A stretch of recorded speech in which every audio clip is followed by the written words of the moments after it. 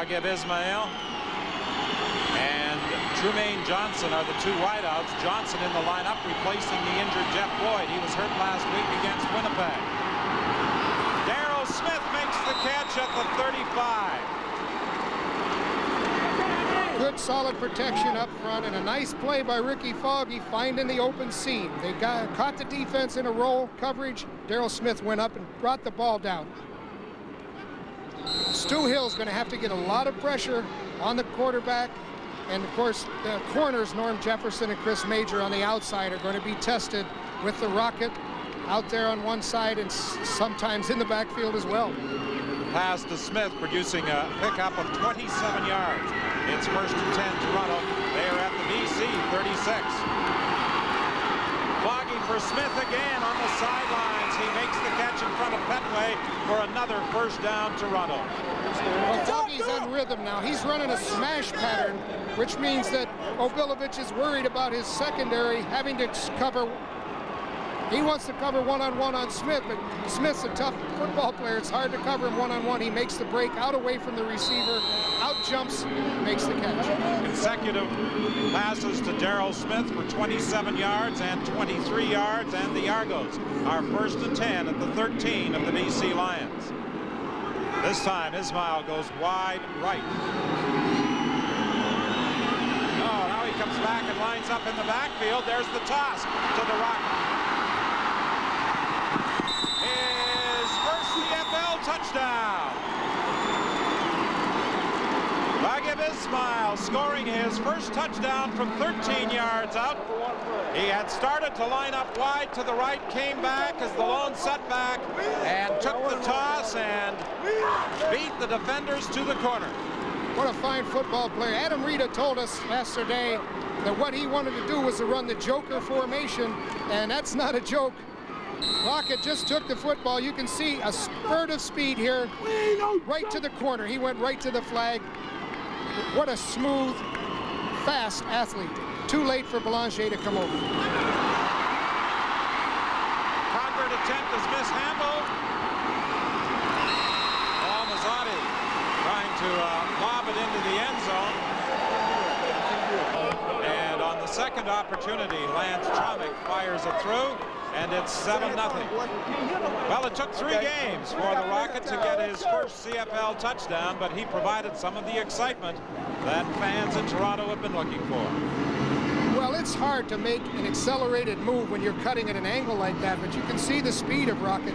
And we heard last week, 1st step off the ball, 1st step off the line. We can't believe the guy can move like that, and you just saw the example of it tonight. Adam Reed is saying, look, we've got the run, now we got to pass off of that Joker formation, so we're going to see more of that before the night's up.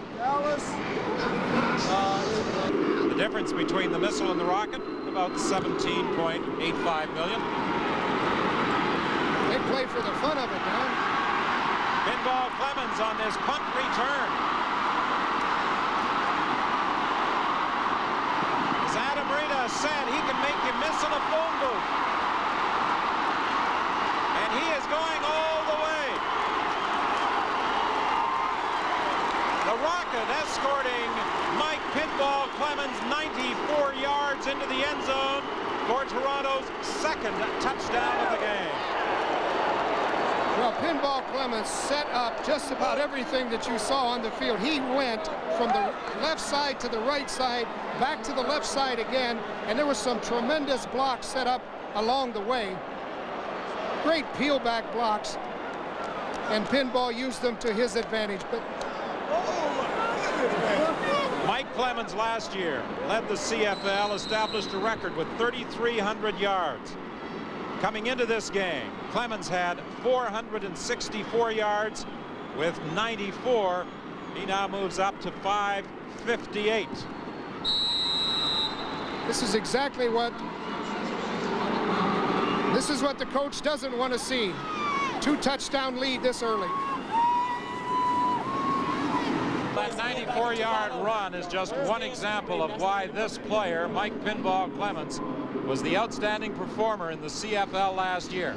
He's got some great moves, Joe. He doesn't have the flat-out speed of the Rocket, but he is the shiftier of the two, I would suggest. he's got the ideal changeup. What he does is he changes direction so quickly and without losing any speed.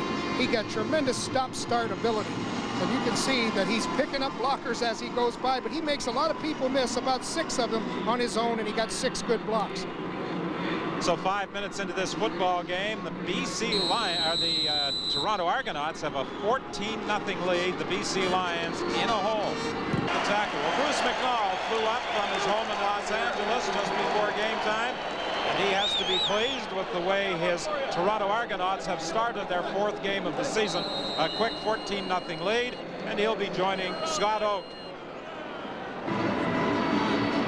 All right, Don, the owner of the BC Lions may be the only one who can compete for headlines with the Argonaut entourage. Yesterday, Murray Pezim presented Argo co-owner John Candy with a hat that says, "Don't mess with the Pez," and a few minutes before the game, Pezim took over center field. He arrived in style in roles once owned by John Lennon. With him was Argo owner Bruce McNall, and the Pez presented his fellow CFL governor with a poster-sized carving of the Rocket. He said it's insured for $1 million, but admitted to me it cost him $3,200. There's the Pez watching the game tonight. By the way, the plaque on that carving said, "To a great promoter from the world's greatest," and Bruce McNall said that he bought it graciously. Don?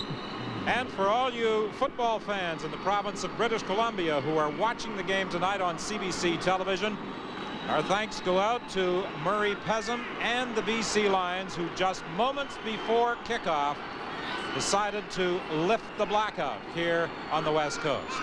Ricky Foggy getting the first down, giving the ball to Keith Kelly, who finds a big hole down to the 5-yard line. Petway and Major came over to make the tackle, but not before he had galloped for 27 yards. 2:05 remaining in this opening quarter, and the Toronto Argonauts are threatening to turn it into a rout. Well, Keith Kelly showed something there. He's had some opportunities to get things going, and that's exactly what he did on that play. What he did is he came back away from the flow and caught all of the people coming to the strong side of the field. What a nice run. Good acceleration. Back to the live action. The fake by Foggy. Now he pitches it out to Daryl Smith. A touchdown.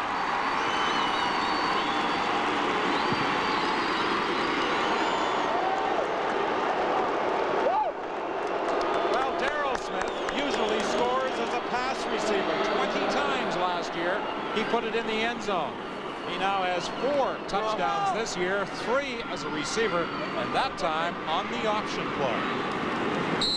Nice football play, because Foggy that time didn't let the defense string him out. He made the defense commit before he did pitch it out. Watch Wetmore coming over. No chance, because he played Foggy first.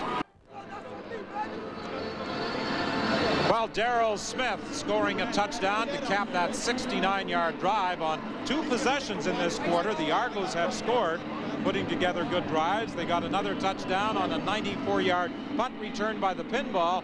You don't usually expect to see a slot back as part of an option play. What they're doing on defense is being more concerned about where the Rocket is lining up, and then they're trying to work their coverage around that, and it doesn't matter where the Rocket's lining up, because Ricky Foggy has that running ability, and what he did, he worked his slot back Daryl Smith on the pitch man. What a good play.